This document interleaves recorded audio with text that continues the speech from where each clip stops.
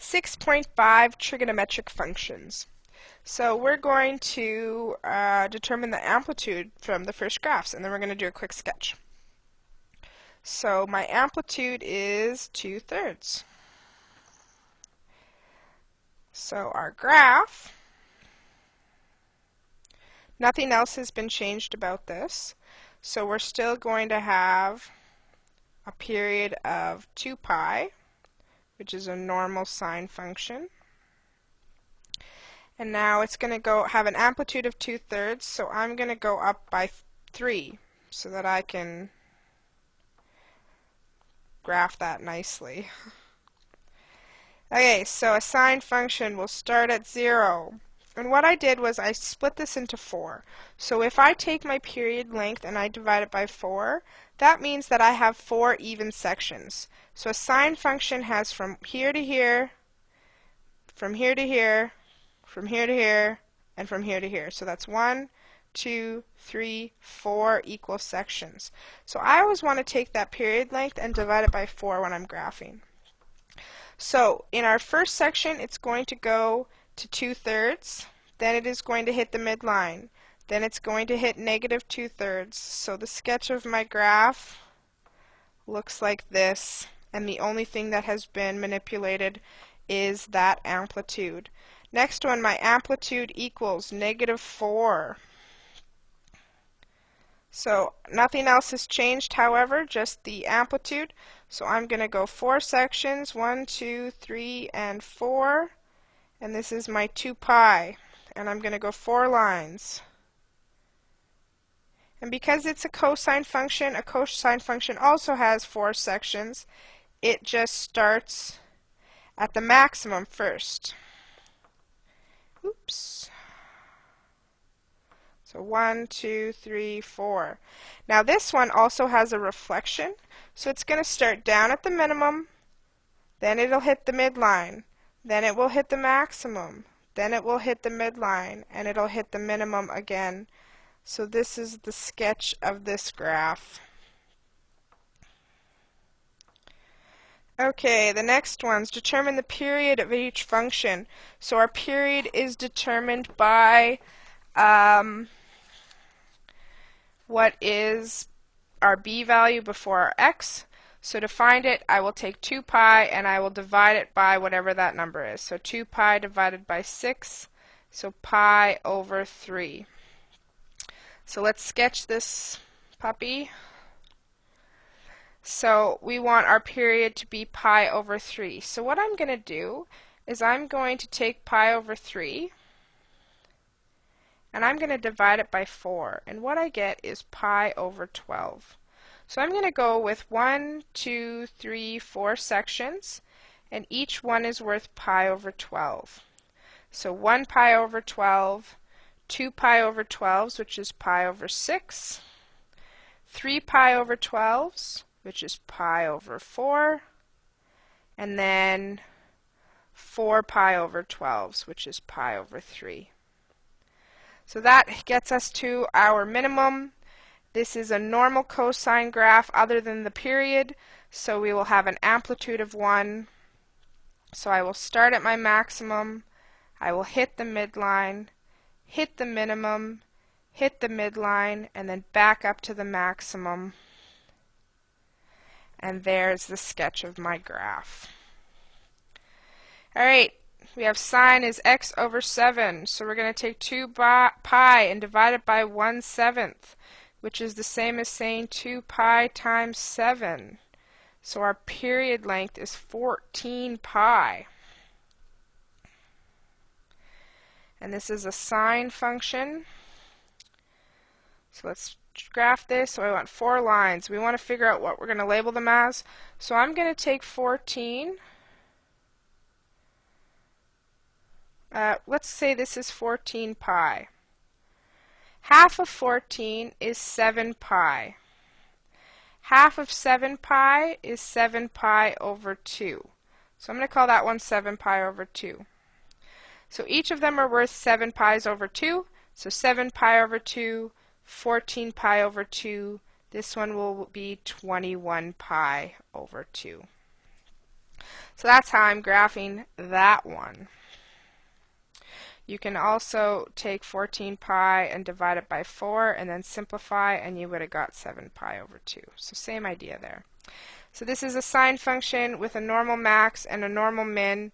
So it'll hit the midline, hit the maximum, hit the midline, hit the minimum, and then hit the midline again. So there's my sketch of my sine function. Okay, tangents are a little bit more funky. So we're going to take a tangent. So first of all, they have a normal period of pi. So we're going to do pi divided by 2/3, which is the same as pi times 3 over 2. So it's 3 pi over 2. And what we need to do is we need to divide this by 2. So 3 pi divided by 2 is 3 pi over 4.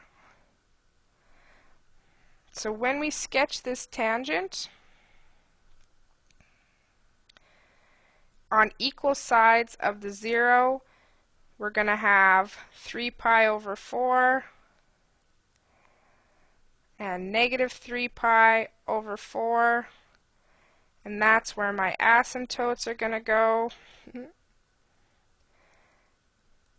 And then halfway between, we're going to hit at 1 and negative 1.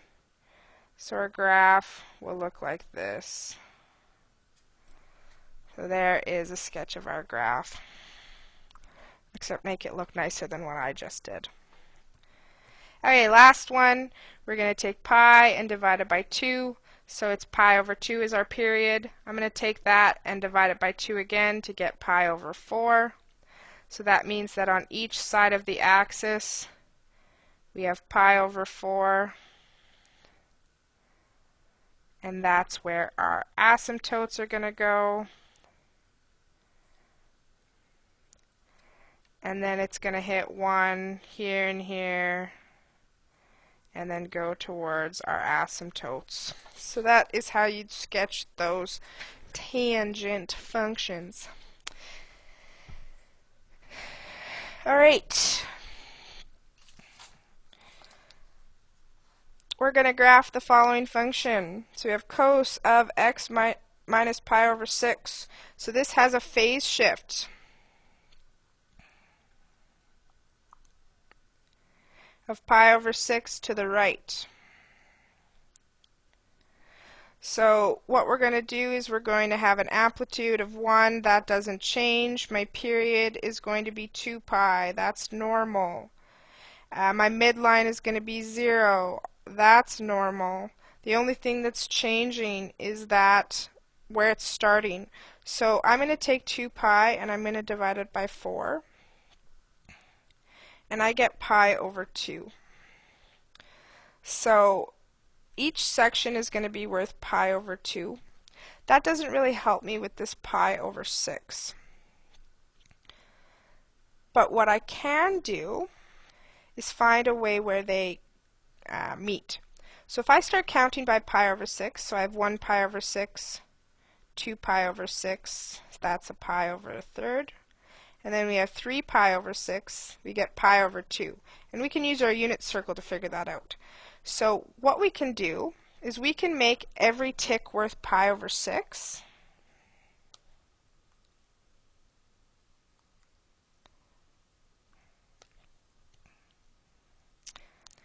Seriously though, this is like my 58th video I've made for Pre-Cal 30, and I still am getting annoyed by trying to draw those straight lines on those graphs and screwing it up every time. Man, it's so hard. Why is it so hard for me? Alright, back to math. Frustration gone. We're going to make every line worth pi over 6. So that means that every 3 lines is going to be worth pi over 2. So I'm going to 1, 2, 3, and this would be pi. 1, 2, 3, and this would be 3 pi over 2. 1, 2, 3, and this would be 2 pi. and we want to go from 0 to 2 pi. So I'm going to stop right there. So you can actually use your unit circle to help you graph and count pi over 2, pi, 3 pi over 2, 2 pi, and so on and so forth.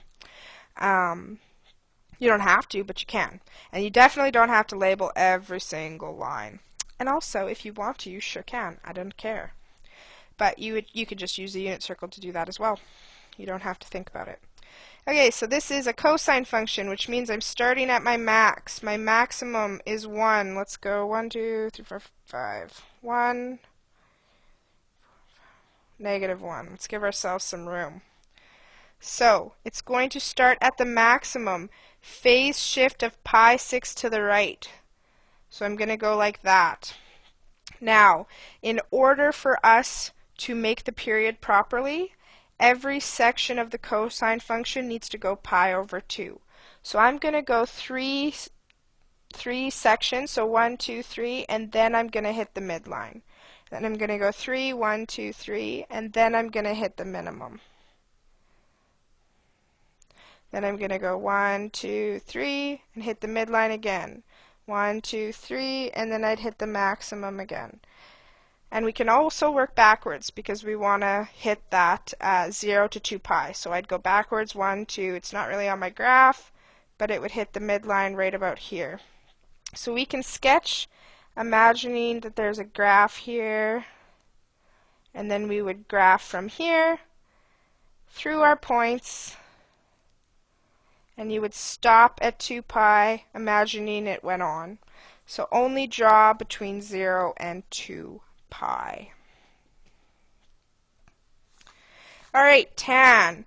Alright, let's do this. Okay, so our period hasn't changed, so it is pi, just pi. Our amplitude, there's not really an amplitude, but it's still 1.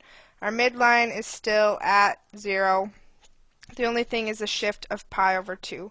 So what I'm going to do is I'm going to take pi, and I'm still going to divide it by 4. So I'm going to go with pi over 4s. So let's start by drawing our x and y axis, and we're going to put it in the middle. Look at that, first try.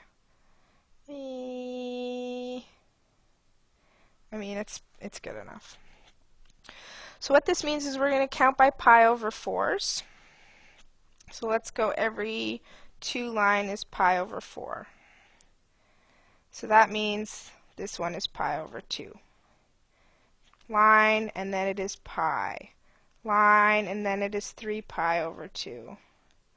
Line, and then it is 2 pi. And we're going to graph from 0 to 2 pi, so I don't need to graph anything else. We'll pretend like that other stuff's there, not there. So what we're going to do is we're going to start by plotting the x-intercept. So because it's been phase shifted pi over 2 to the left, that's why we kind of need this.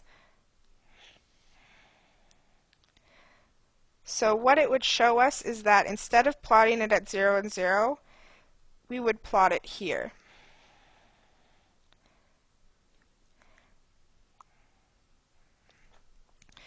And our period is pi, so I would need to go half of pi on each side. So my asymptote would go here, and it would be the x-axis. So actually, this phase shift of pi over 2 to the left is no different than saying phase shift of pi over 2 to the right for this instant. So we're going to have intercept every pi over 2 plus pi. So I'm going to have one here, and then I'm going to have asymptotes on the other ones. So I'm going to have an asymptote here, and I'm going to have an asymptote here. And then let's say this is 1. Let's go, every 3 lines is worth 1. Halfway between these points, it's going to hit 1. So my graph would look like, oh, I'm going to do it in red. Like this, and like this. It's going to hit 1 halfway, and -1 halfway, So it'll look like this and like this. And we wouldn't draw anything else because the rest is not in our domain. Alright, so I think this is the last one. So we're going to graph all of these functions on the same graph. So basically what we've been doing so far is just adapting the graph to make it look how we want. So they all kind of look exactly the same. So let's actually take a look at how they would look different. So let's put our axis right in the middle. So let's graph first. Let's graph this y equals 3 sine x. So this y equals 3 sine x. Actually, let's make it a different color. The manipulation that has happened to this graph is that it has been changed the amplitude. The amplitude is going to be 3. So it's vertically stretched. So let's make a pretty universal thing to go up by for our x's. Let's go up by pi over 6's. So 3 lines is pi over 6. 3 lines is pi over 3. So we're going to go every 3 lines is pi over 2. 1, 2, 3 is pi. The hardest thing is honestly labeling this. 1, 2, 3, 2 pi. So we got quite a bit of room there. Did I do that right? Yeah, that's right. It just looks funky. Okay, so for this sine 3x, we're going to have a period of 2 pi. So divide that by 4 and we get pi over 2. So each section is pi over 2. Our midline is going to be at 0, and we know our amplitude is at 3. So let's go, every 2 lines is worth 1. That should fit everything.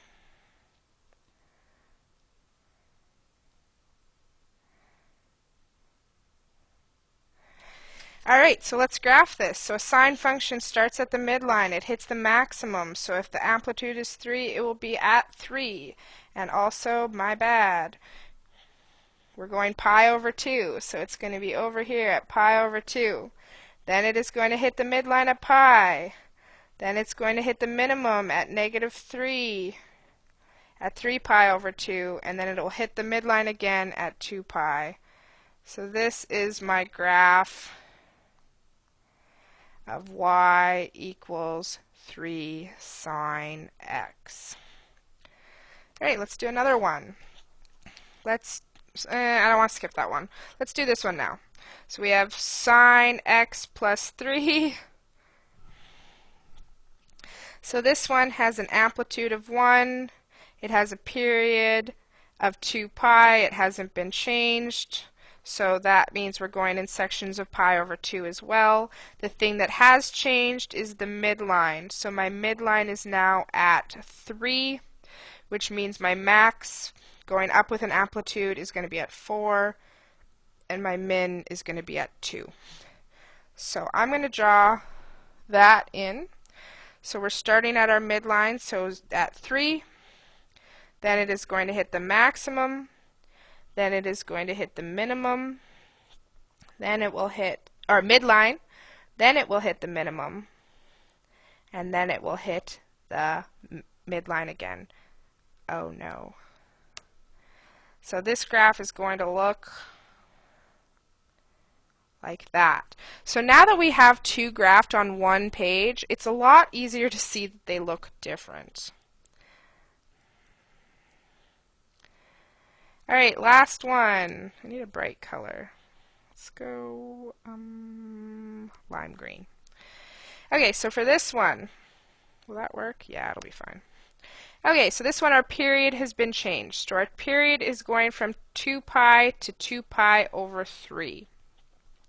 If I take 2 pi and divide it by 3 and then divide it by 4, I get 2 pi over 12, which is pi over 6. So every pi over 6, I'm going to be doing a new portion of my graph, which is what each line is worth, remember? Okay, so my amp is still 1, My midline is still 0. Our max and our min are staying the same. So we're going to, and there's no phase shift. So I'm going to start at 0, and at pi over 6, I'm going to hit the maximum. Then I'm going to hit the midline. Then I'm going to hit the minimum. Then I'm going to hit the midline. And this one's going to have a lot more cycles in it than the other two because it has been compressed. And then maximum, midline, minimum, midline. So this graph is going to look like this. So that is how we manipulate graphs. All right.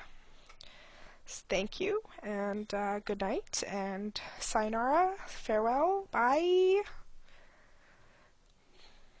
Done.